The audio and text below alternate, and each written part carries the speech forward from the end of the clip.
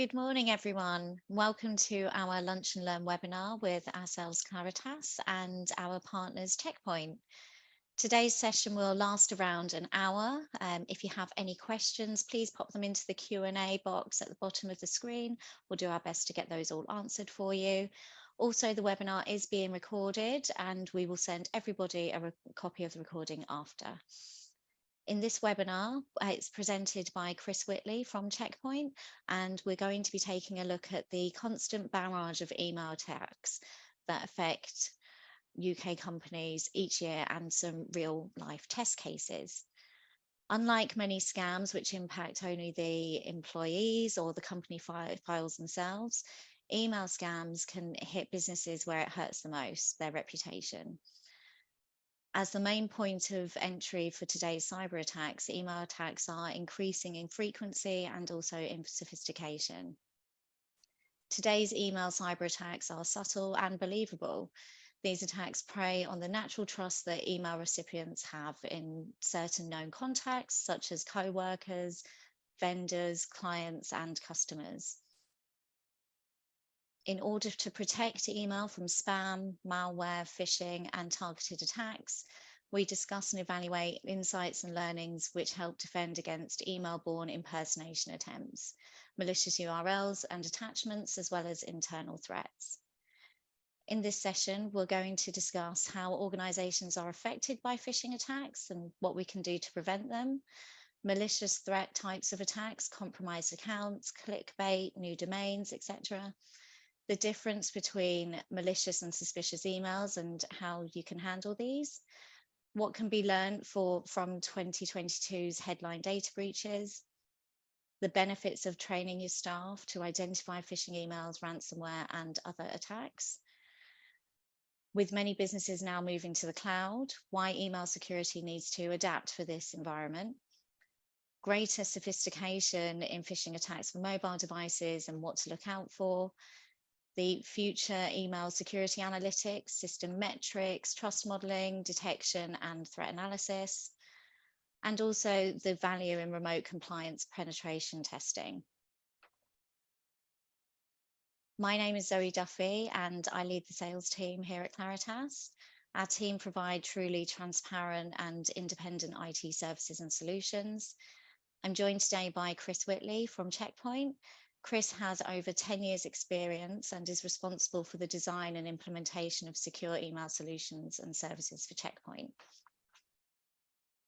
Claritas was established in 1996 and is a privately owned IT solutions company. We provide businesses with a range of services, including security, connectivity, hosting, software development, and support, just to name a few. We're very fortunate to work with a wide range of customers across the UK.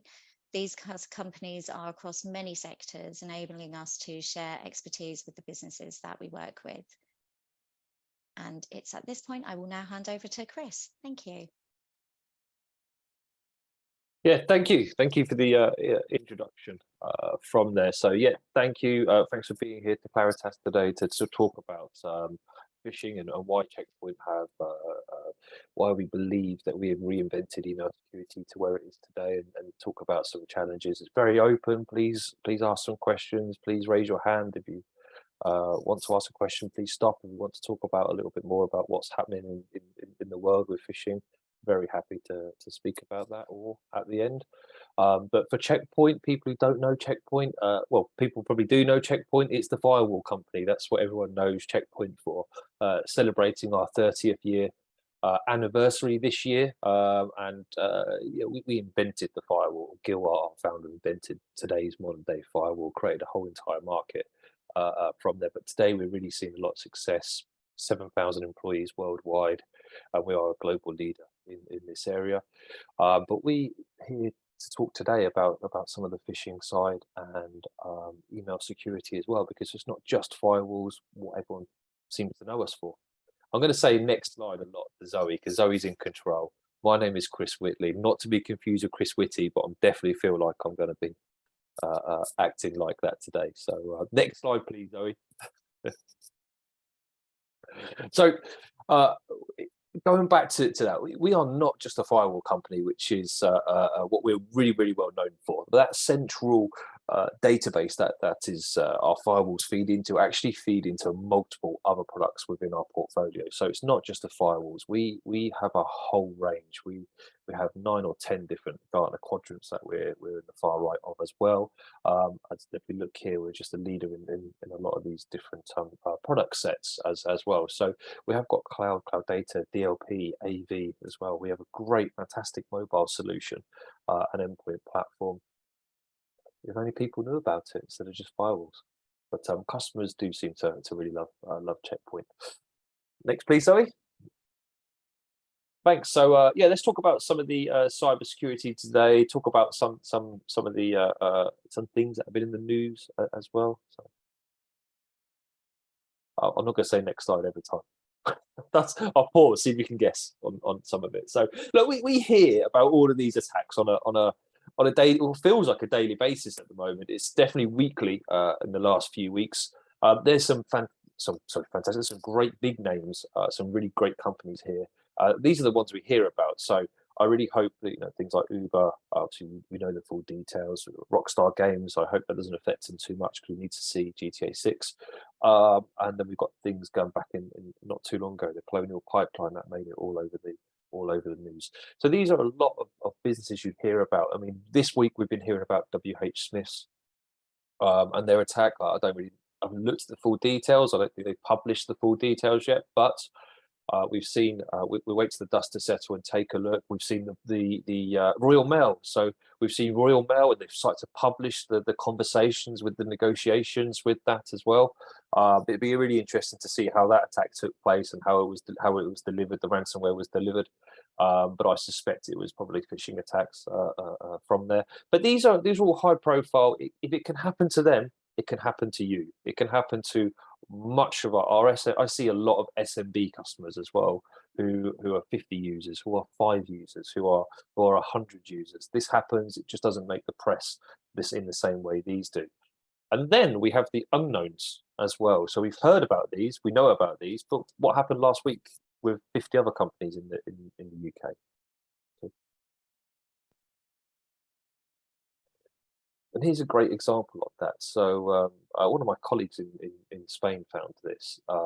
We all took a great look at that. So a few months ago, if you Googled Office 365, Google had linked this GoDaddy Microsoft Office 365 sign-in page to Google. So when you clicked in the image to the left, the box that we've highlighted there, it took it to a different page that was not registered. So we've just spoke about what we know, who's been breached, who we can talk about that breach. Some of those breaches were not discussed for over, they weren't disclosed for 12 to 18 months from there. But let's take a look at this and see how many people clicked on that link, how many people put their username and password in, a whole range of company sizes. This could have been the biggest companies in the world as well as the smallest companies in the world and everything in between. This was on the website like this for 3 days from there. So this is a lot of the unknown side as well. So if Google can link a third-party website, then we're a bit screwed, aren't we? So anyway, next page.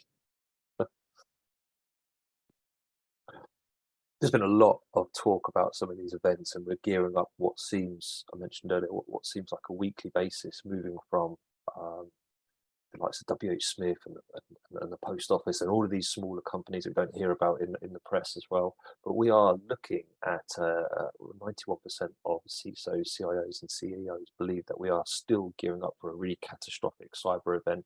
I don't know if anyone remembers, and I think it was Die Hard 6 when they literally took over the traffic cameras and took over the whole area. I think we're looking at that sort of level of cyber attack, which will take a country out or a city out to the likes. But we still think this is most people still think this is yet to happen, and it will happen in the next 2 years. So we need to start looking now at defenders.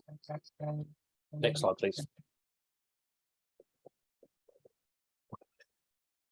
It's happening daily. We just mentioned it's all in the press everywhere. You can Google some companies, and this weekend our company was under a cyber attack. We will not operate tomorrow. That can happen to any business. This particular one we're looking at was 250,000 employees. The plant shut down for 3 days, costing millions and millions of pounds from there. And they had to pay a 14 million ransom from there. So I think this would be great to talk about that post office one in the future, really, and see why they were being asked to pay, how it got into the environment, the damage that's done. I'm sure we hear the costs that cost them, because I think it's completely blocked international packages being delivered. I was about to say flights then, probably not the flights. International packages being delivered from there. And this is a much longer time frame, so it'd be great to see some of these examples in the future. But it can happen to any business. We look at even the best in the business. Google paid 70 million pounds in ransomwares, not ransomware, it was ransomware. It's in fees last year from there. Sorry, fake invoices. Sorry. Next slide, please. So let's take a look at the delivery mechanism. Now, there's many ways to insert ransomware, or to try to get a company to open that attachment on this file or something. There's USB attacks. There's malicious employees, accidental or malicious, shall we say, from there. But I just wanted to look at ransomware delivery mechanism between web and email. What I mean by web is encouragement to download a free film that's in the cinema element. Pirate Bay, for example, trying to deliver drive-by websites, trying to deliver that payload, compared to traditionally sending it in via email or embedded into attachments, etc. This has changed massively over the last 5 years. I would say probably as security has got better, as organizations defend themselves better, and emails have changed the direction. It's a little bit easier to send emails. Traditional SEGs let in a lot more of these than they ever did at any given time.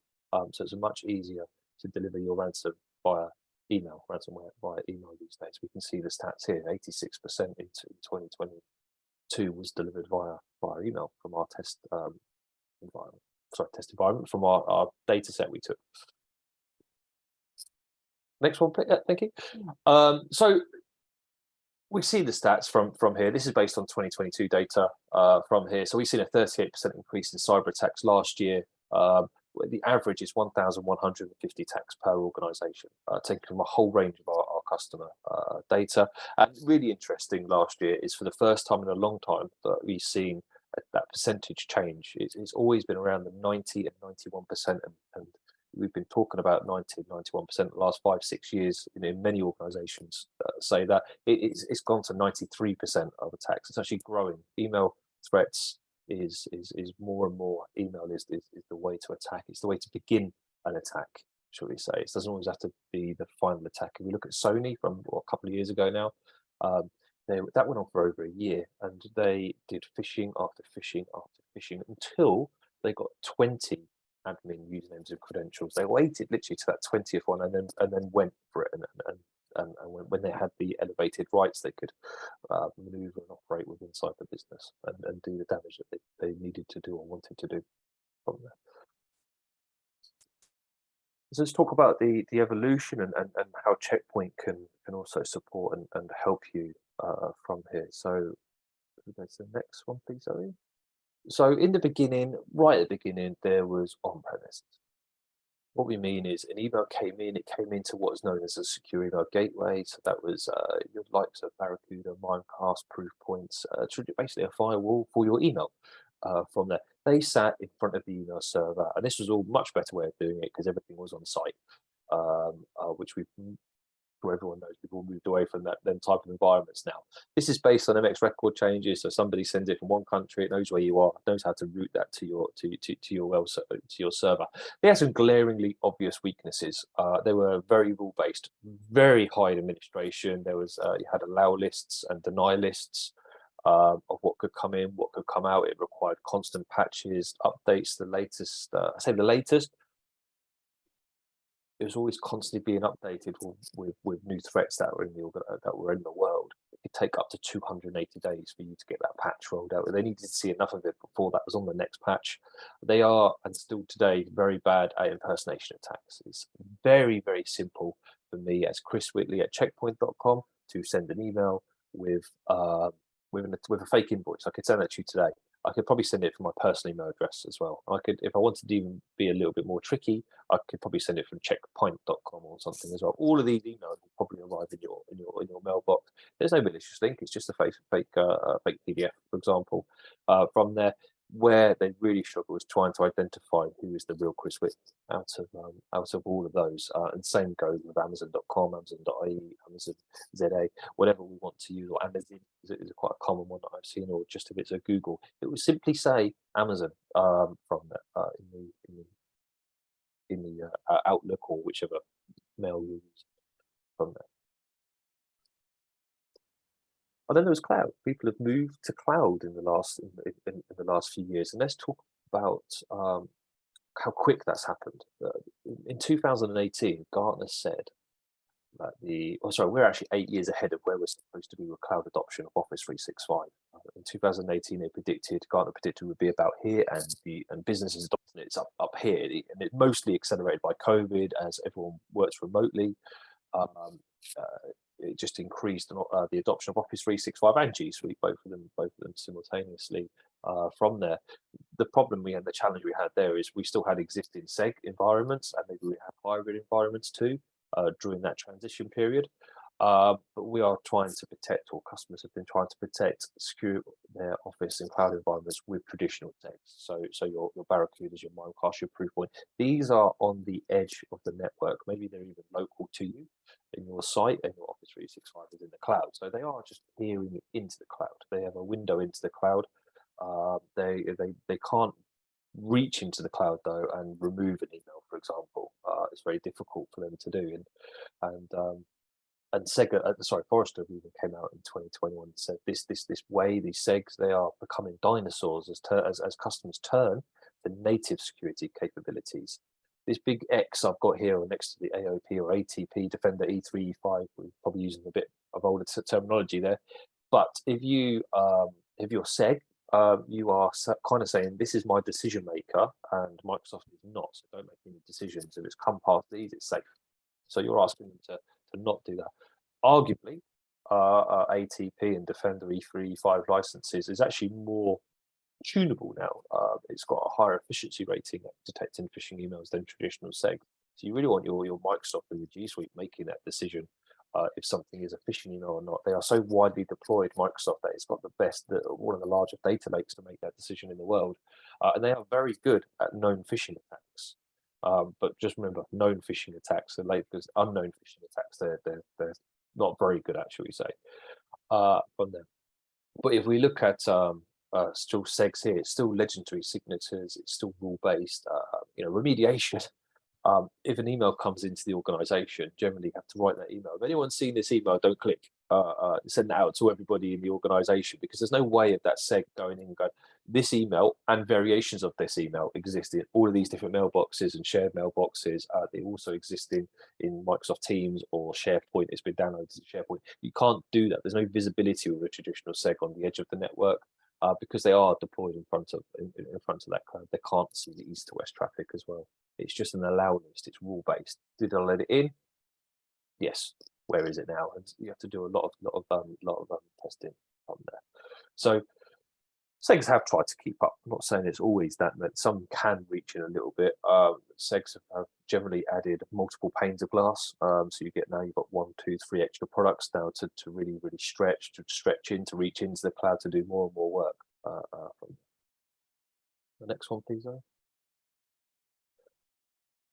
And then we've got Defender. So we've got Defender, E3, E5 licenses, Google Workspace as well. I just touched on that just now, but there's a higher capture of known phishing emails compared to a SEG, because they are so widely deployed. And if a certain amount of people report that particular email as phishing or remediate that as phishing, Microsoft does pick up on that for other customers pretty quickly. You don't have to wait 280 days for the average patch to be rolled out from there. There's increased visibility into phishing incidents as well. So if you have a phishing incident, rather than send that email out to everybody if you see this phishing email, please don't click. You can run PowerShell and eDiscovery. You can locate those particular emails within your organization. It's just a very long process, long time consuming process. 41 minutes is the average resolution time to resolve each phishing incident that you may have. I had one customer who said they have 500 phishing incidents. Report a mix of what they think is phishing email combined with what users report as phishing emails as well, which is with more and more security awareness training, more and more users reporting more as phishing, even though 1 in 8 is actually only genuinely found to be phishing. There's a lot of resource, a lot of SOC team, a lot of IT resource taken to really find out, is it really phishing? Is it not? How do I resolve that phishing email? Shall I run PowerShell script? It can take so much time to do. I had one customer who said, Chris, I had 297 phishing emails in my environment. We had to resolve running PowerShell, running eDiscovery. It took us X amount of time and it cost us this. I can't remember the exact money, but it was around $30,000. Pounds, sorry. From there, we plugged in and we looked back and we said, oh, we would have found the 297, and we would have just asked you once and said, this is just double check this. There's no signature, there's no virus, there's nothing here that indicates it, but it is a first time sender. We think it's suspicion. Here's all the information. You make a decision. So we removed that. But also we looked back, we found 450 other phishing emails in the environment they didn't even know they had. On top of that, so that is a limitation there with running PowerShell. From there, you do need a whole host of configurations, and it is very time consuming. End users are also confused. There's a lot of time spent with end users who maybe, let's say, a good sales. You've all probably got sales teams. They can. The great attack that I've seen is sending purchase orders on the last day of the month to the salespeople. Very easy to Google who's a salesperson, or use LinkedIn and then say, oh, purchase order as discussed this morning, here's my attachment. It's a very effective method of delivering ransomware from there. And Microsoft can sometimes not tell the person why that's been blocked. It's just a quick, oh, we blocked this email today. And if it's the please find attached purchase order was the header, a lot of salespeople, a lot of people a month end will be calling up ITs saying, can you read me the full email? Can you show me the email? Can you release this email? From there, it can be very time consuming, especially in large organizations. From there, the same goes in SharePoint in the background. If something is removed from SharePoint, like the front engine being Teams, then Microsoft has detected it's got a virus. It just leaves a little line of text saying, we blocked this attachment. I don't know why that attachment, which attachment it was, but I can guarantee a user calls up and says, please, can you tell me what that attachment was? Because I would really like to look at that. And again, very time consuming way of doing things. But look, a huge improvement over traditional SECs. The old technology, this old 25-year-old technology being replaced with what is a much more advanced way of dealing with it, at least a higher visibility, a better way of doing things. But there's been improvements since then. So let's take a look again. Next slide, Zoe, please. Oh, no, that was not the slide I was thinking of, but never mind. For this one, this was backwards. This was upside down just a few years ago. This was on-premise, which is at the bottom here. This is how many customers use what. On-premise was top, Office 365 was there, then it was Gmail from here. We had, I think when COVID happened, if I remember right, in the business I worked at the time, we only installed Teams like 3 weeks before by accident. And then we all suddenly started using Teams out of the box. I think I saw some stats here, like 1,050% increase in usage after COVID took place, and now it's stayed here. It's been adopted by a lot of people. So we need to look at protection of collaboration apps, because it's not just email security. We spoke about phishing and malicious web links. They come in, they don't just come in by email. In fact, there's even an argument that the younger generation use Teams more as communication pattern, used more than they do send emails and receive emails from there. We need to protect that too. So we need to look at all of these collaboration apps and protect it all. It's not just protecting the on-premise with traditional SEGs. And we can see how the market has moved to Office 365 and embraced cloud from there. When I talk about protecting, I don't just mean incoming, but I mean exgoing, what's going out of the environment as well, and also what is east to west traffic within those environments. So if we look at Office 365, Teams being the front, SharePoint in the back, we need to protect, let's say somebody sends a malicious link, because Microsoft Teams is by default openly configurated, which means external people can talk to you, just like Skype. It's based on the old Skype engine, that part. You could just send somebody a Skype, it could be a web link. It's the same scenario here. By default, it's openly federated. You can send it you can probably send me, for example, a link right now. Thankfully, I've got a lot of good protection. Please don't all start putting it to the test. If you were to send me a malicious link, it shouldn't get through to me. It will actually say, this person tried to send you a malicious link. We have blocked it, because we use our own security here. But we need to protect that. We have files in SharePoint, which could have been in our SharePoint environments for 2, 3, 5, 10 years. Well, maybe not that long, but 2 or 3 years, these could have been in our SharePoint environment. These attachments, these files, these Excel sheets could have lots of different web links in there. And we need to remove those attachments when that web link becomes malicious. We've got no visibility into that as it stands, just by using traditional email gateway security. There's very low visibility into what is malicious and what's staying in your environment as malicious from there. So we need a way of remediating that and preventing those coming into users, as well as outgoing as well. This is not all about incoming. As a business, you really don't want to start sharing mass credit card details or accidentally sending out or creating rules, forwarding rules. You need to protect against that. Another really, Teams, for example, is very open. You could have a Teams call in your history from a year ago. That you had a little bit of a chat in there and shared some files with external or internal people.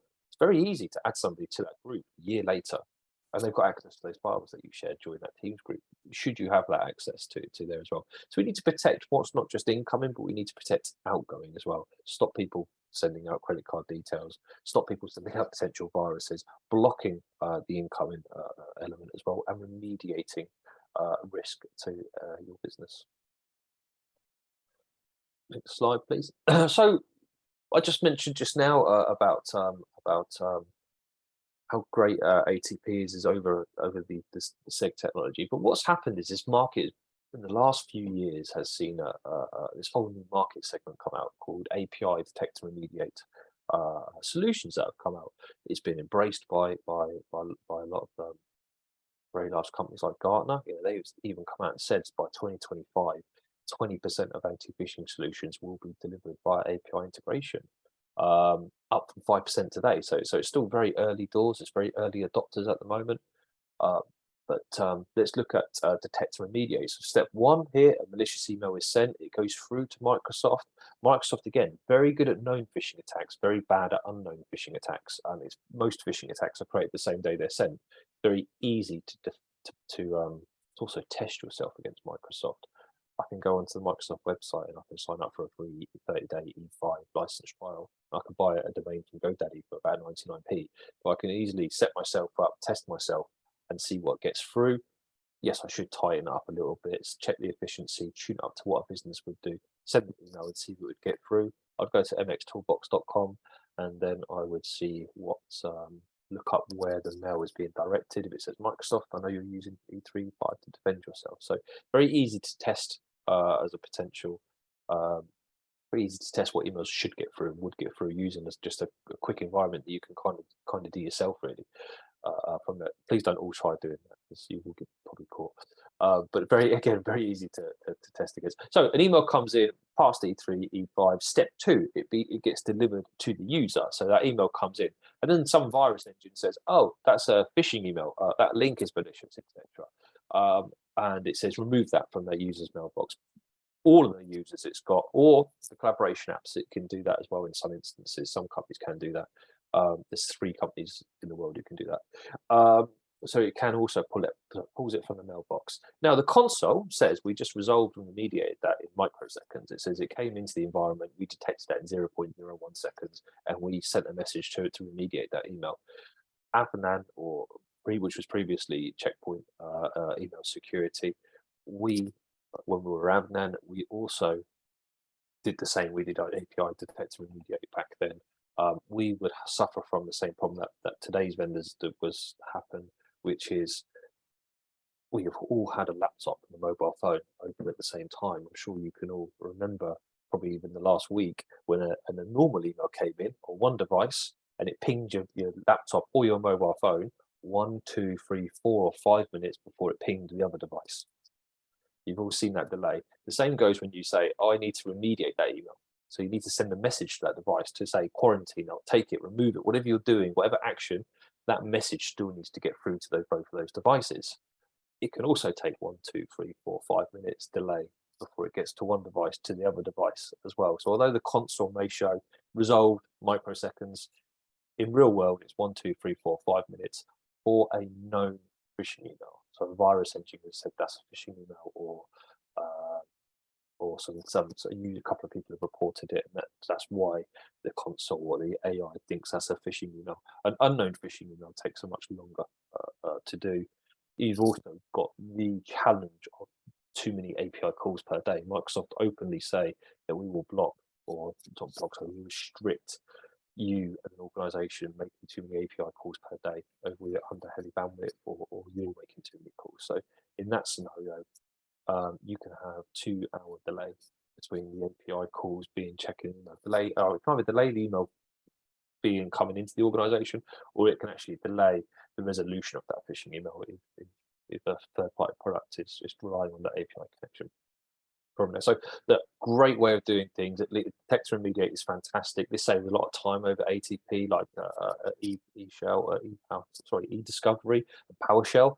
It saves a lot of time over that. The visibility is amazing from there. So this is a real way that the market is going at the moment with Detect and remediate from there. The next, please. However, Checkpoint, if you've ever seen anything about Checkpoint, we are a prevention company. We are not a detection company. We have this ethos. This ethos stays very, very high and true to that prevention first approach. This bubble image to the right is actually having all of our product sets under one complete bubble, one complete solution to prevent either the malware getting inside, or just a generalized email. Once it's inside, just mentioned, it can take 2, 3, 4, 5 minutes on a good day to resolve an email once, and the average failure is under 82 seconds of a phishing email. But we need to prevent that ever coming into the environment in the first place. So next slide, please. Let's take a look at recently. This report came out, so I put it into this presentation. But Mearcom were doing a lot of tests in the organization around our firewalls. This isn't email specific. This is our firewalls, and as we can see from the left-hand image, Checkpoint take a prevention versus detector. They prevent 99.7% of all malware prevention in 0 plus 1, so in under 24 hours. We take a prevention first approach. If we look at Palo Alto, Fortinet, for example, their detections, not only are they lower overall, but they have a combination of detect and remediate. That delay can still exist. I mentioned in firewall terms, it can be much longer. But there's the low prevention first. So we look at Checkpoint 99.7 compared to the next one, which is Fortinet, 72% their prevention rate. 26 is their detect and remediate, which is after the event, after it's been delivered from there. And that time frame can actually range for 50, 60 days in email terms. An email could be in an environment 50, 60 days, and then somebody says that's a phishing email, and a virus database is updated, then it remediates 50 days later from there. And if we look at how we compared, again, this is still our firewalls being here, but this is a function which is fully into the email security product, which is the Checkpoint Sandblast. We look here at how many times it gets it wrong. It's very, very low. It's 0.1% compared to 1%. That's a very big number. The more emails you get, the more ransomware you're getting, the more malicious URLs that you're receiving as a business. 0.1 compared to 1% is a huge difference there. Cool. So we took these, and we take these product sets. These firewalls are all connected. It's all interconnected. I'll talk about it in a minute to a data set called Threat Cloud. So we're using it in all of our different technologies here. So we have a 99.3% prevent phishing emails landing in the mailbox, because we sit here in the prior to the mailbox. So we let E3 and E5, or if you still were keeping a traditional SEG, a Mimecast, a Barracuda, a Proofpoint, we would sit behind that as well. But we will sit here before the mailbox and prevent those phishing attacks coming through, those 99.3%. We then rely on the whole Checkpoint product set, so prevent 99.9% prevention against zero-day malicious links. We're using the Checkpoint Sandblast, 99.7% against ransomware. So this is a prevention first method. We still do detect and remediate. You could have emails in your inbox right now from eBay. Nobody's hacked eBay yet. I hope they might have done, but let's hope not. But you could have lots of emails in your environment from eBay. If you were to visit eBay today, you would download a virus or a drive-by virus, whatever's wrong with that breach. We still need to remove those emails from your environment the moment that eBay becomes malicious, starts delivering malicious payloads. So we would still detect that and then remediate those emails even within the environment for 2-3 years. We still need to remove those emails afterwards. We still need to continually check on click as well of web links and files as well from there. Why do we have such a 99.3%?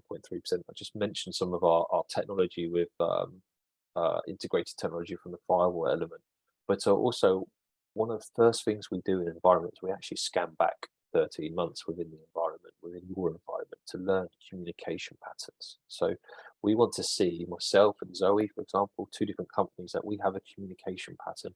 What are the emails she sent? Normally it's cursing me, chasing me because I've not answered an email or something, but there's a communication pattern there. She definitely has a nickname for me from there. So we're picking up on all of that sort of communication patterns. Now, just because an email comes in, it's not got a virus signature, it's not got a web link attached, it's not got an attachment, should we say. We want to check, we're going to actually apply 300 different points to that email to check, is that normal communication pattern? Is it normal behavior for those 2? Have they stopped using nicknames? Have they checked simple things, natural language processing as well? Is this email trying to rush that person? As well as normal things like, this is Chris Whitley at Checkpoint, this is Chris Whitley at checkpoint.com, for example. So we're checking that side of things. Is it inside business hours? The attachment, is it a suspicious attachment? For example, so we're looking at all of using our history of communication to identify what's outside of normal behavior from this. So that's one of our data sets that we use is your data, your 13 months worth of data to look back first, as well as, if we go back to the next one, sorry, as well as ThreatCloud. So ThreatCloud is the AI technology. 30 plus AI and machine learning technologies that are used to block emerging threats never seen before. ThreatCloud is the largest data lake in the world, and this is fed by every single product of Checkpoint. So from the Harmony to the quantum firewalls to different APIs that we have with third-party companies as well. We are licensed by other companies to use our product to scan viruses. We've got massive exposure to actually 1/3 of the world's internet we scan on a daily basis. So we take all of that technology and feeds into one central location, which is ThreatCloud from there. The next slide, please. Just look at the numbers. These numbers are insane. When I'm talking to some customer, I talk about reminding people about top trumps. So if we're playing top trumps against anybody, we don't talk millions, we don't talk thousands, we generally talk billions as Checkpoint. So to the bottom left there, we can see 86 billion, the number of transactions processed by ThreatCloud per day. In comparison, Google searches per day, around 24 billion. So it's 3 times busier than Google. People do Google searches on a global level. 6.8 billion malicious website connections blocked last year. So we normally block more web links per day than most of these new API way of doing things, even scan emails. They've even got that much data set to gather here. So not forgetting that one of the really great things, we have some really great data scientists who do what I would consider to be some crazy things, like they make a new building, they put planning permission in, they call themselves the Atomic Authority or something like that. They leave breadcrumbs everywhere and let the world attack them. And they learn all the latest techniques, and all of that feeds into the ThreatCloud, as well as all of our connected devices. One way of me explaining this, actually the next slide will explain it. So let's move on to the next slide. Is in a real world example. So we had that Maria earlier this year. It was first seen by one of our customers in Italy via our firewall. So it's seen by them. we identified it as malicious in absolute seconds. So it's identified by the quantum of the firewall, 70 different decision engines, to do the deep learning, the file reputation, the emulation runtime, because we do sandbox everything. We sandbox, we deliver flat files to people. In the background, we're sandboxed and everything. And we made a decision based on AI that this was malicious. In under 2 seconds, worldwide, ThreatCloud was up to date to our endpoint, to our cloud, to our gateway, to our mobile, under worldwide. Now, if anybody tried to deliver this zero-day malware via email, we would have stopped it in under 2 seconds from first detection worldwide. So we prevented that happening. But because we've got such a big data point and global presence out there, we're picking up some of these viruses which aren't even delivered via let's say applications we even use in Europe. So I don't know what they use in Japan for WhatsApp, but it might not be WhatsApp. It could be an application we don't even use here. We're connected there. We've got presence there. We're taking their threats that are happening there into Europe before it comes in Europe, for example.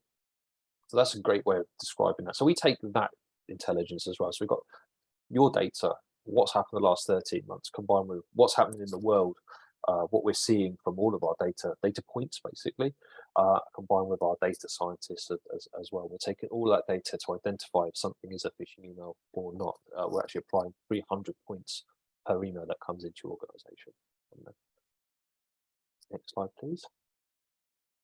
This is why we have such a high detection rate. This is why we prevent so many phishing emails arriving in the mailbox from there. So we did this last year.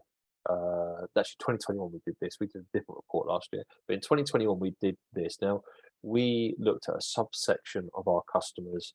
We during this time looked at 300 million emails that bypassed traditional Mimecast, Proofpoint, Barracuda. We sat behind those segs to see what they were letting through. So we could see that Barracuda in this subset of customers let 12% of phishing emails in, Proofpoint 8 and Mimecast 4. Google and Microsoft 9% and 6% respectively as well. So we saw that these emails were making it past existing defenses and arriving still in the mailbox. So that's a high stat of phishing emails making it through. We done a new report last year, actually. We looked at impersonation attacks. So when we did impersonation attacks, what is an impersonation attack? We looked and we saw Microsoft actually let 18.8% of impersonation attacks through as impersonation, and without any saying this is a potentially impersonation. This is not Chris Whitley. This is a different Chris Whitley.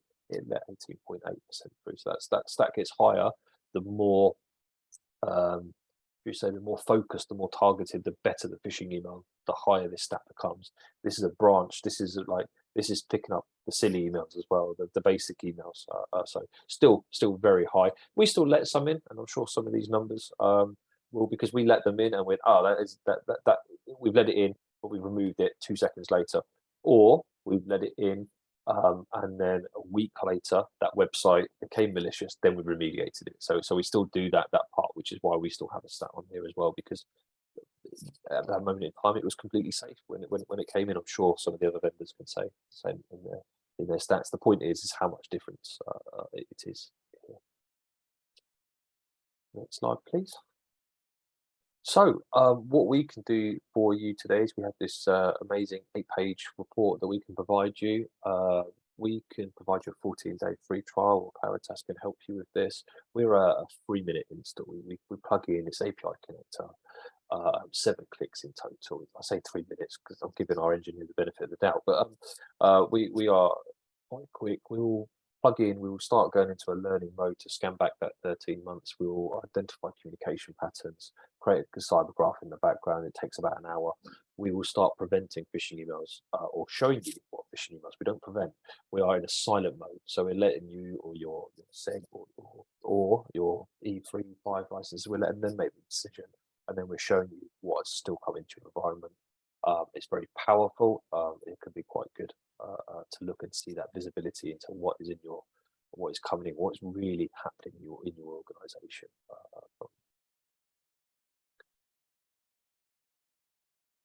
That's it from me. Thank you. Wake up, everyone, now. Yep. I think everybody will be wide awake, Chris. Thank you so much for that. That was really, really interesting. Um, I wanted to bring everyone's attention to the webinars that we have done previously as well, and our YouTube channel. So please check that out. And if you want to get in touch with me, I can send you links to webinars and things like that, or any other information you need. As Chris has mentioned already, there is a 14-day free trial, and customers of ours have already benefited from that. I would really recommend you getting in touch with me and having that installed for you. It's really, really simple to use. And I think we have a couple of questions, Chris. So sorry to keep you for a tiny bit longer. So if I just go through those quickly. So in your experience, Chris, what's worked the best when it comes to cyber awareness training for employees? You're still on mute as well, just to let you know. No, damn, there's always one. It had to be me. So security awareness training, it's very important to train your staff, always important. We just spoke about email and prevention first, so take prevention first and remediate, but obviously you still need to train staff because we're talking specifically about emails or communications, so coming in via Teams, blocking incoming and outgoing. However, we still can't stop someone just Googling something, like we saw that website earlier and putting their office credentials in. We can't stop that.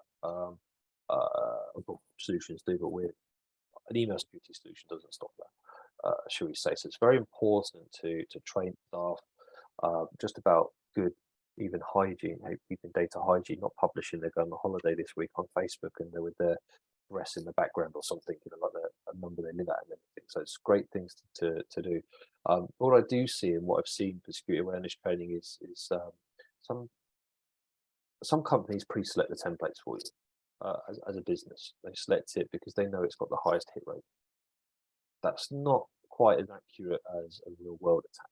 That's them thinking this is a good email. I've sent it to somebody before.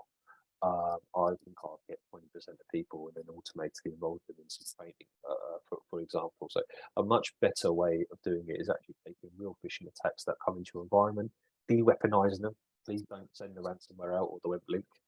De-weaponize it, send it to your users, and then see what would happen.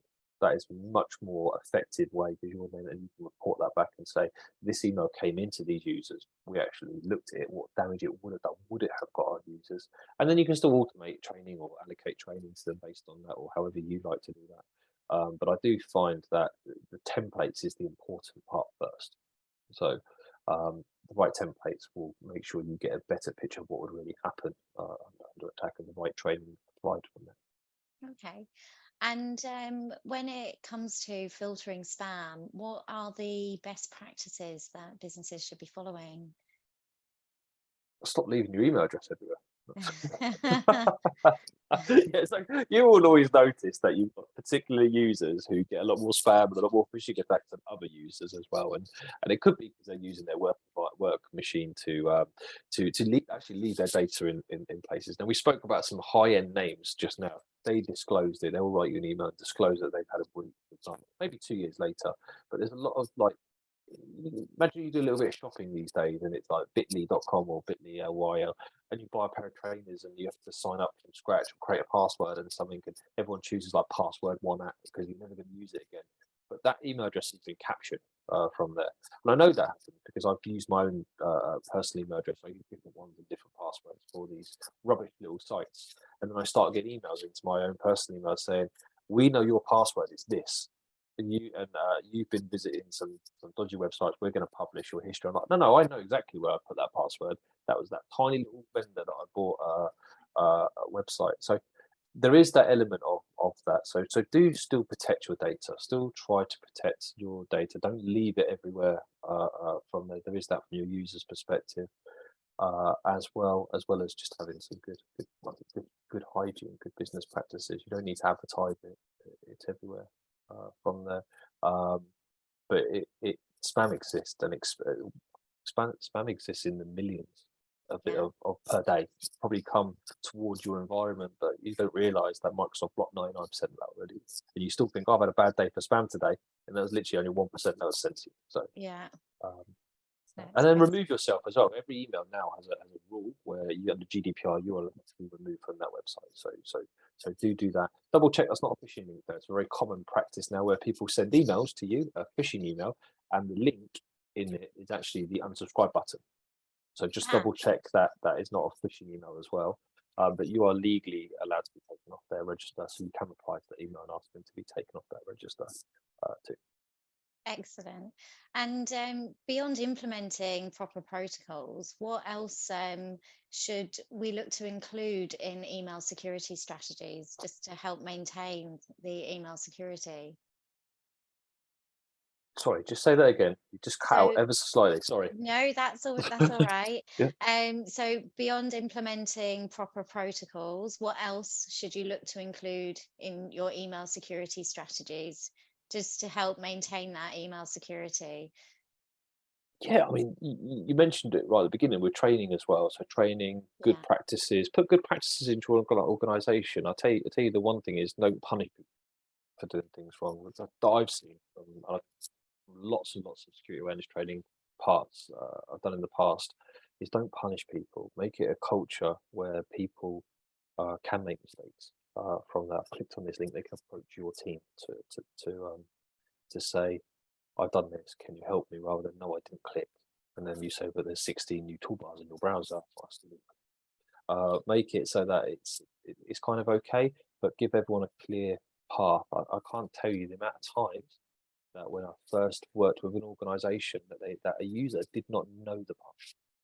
So they might have known to report a phishing email to a phishing at or something, but didn't know the path, what to do if they think they've just given their password. How do they reset it? How do they report it? So make sure it's clear that you've got these processes in place and who is who and what to do in these various different scenarios as well. What do you do if you open an attachment and something pops up to say this is a potential virus? What do you do? From there, not just security awareness training, because they don't know your policies, they don't know what you've got in place in the business. But I think that's really important. really important, especially because I mean, we are only human at the end of the day, and where they're becoming more and more sophisticated, it's so easy to make a mistake, isn't it? It got me once. I'm going to say I clicked on a phishing email once. I've been doing it for years, and I did it. I'll tell you my story. I was Netflix. I knew I had changed my credit card. I knew that I just received a new one in the post. I knew my last one had expired. I knew it. I knew it. I knew that my subscription was coming up. I can't remember it was. I can't remember it was. It must have been Netflix actually. So I knew it wasn't going to work, and I knew that it was on my to-do list to log into Netflix and update my payment details. I knew that was happening, and then I got an email to my personal email address, one of my personal email addresses, should I say, that said, "Oh, your Netflix subscription's expired. Click here." And it was more of an image rather than any words. It was like an image. I just clicked on it straight away, and as soon as I clicked it, and I stopped it, and I literally stopped it dead in its tracks before the website actually had time to load up. Stopped it dead because I was like, I don't have my Netflix going to that email address. It's a different email address. That's what I leave for spam. I leave that email out for spam and stuff like that. That's my other email address. So I stopped myself dead in my tracks. But I mean, how that got me on the quickness as well Yeah, to do that, and I'm sure it can get normal people who are not so involved in email security. So, absolutely. Just perfect timing, I suppose, mm, as well. Fantastic. Those are all the questions I think we've got so far, Chris. Again, thank you so much. That was really, really insightful. I really enjoyed that. So thank you so much for spending the time to do that with us today. If anybody has any more questions, please get in contact with myself. All of my contact details are on your screen. And of course, there's that 14-day trial. So please get in touch with me about that too, and we can get that set up for you. And thank you everyone for your time.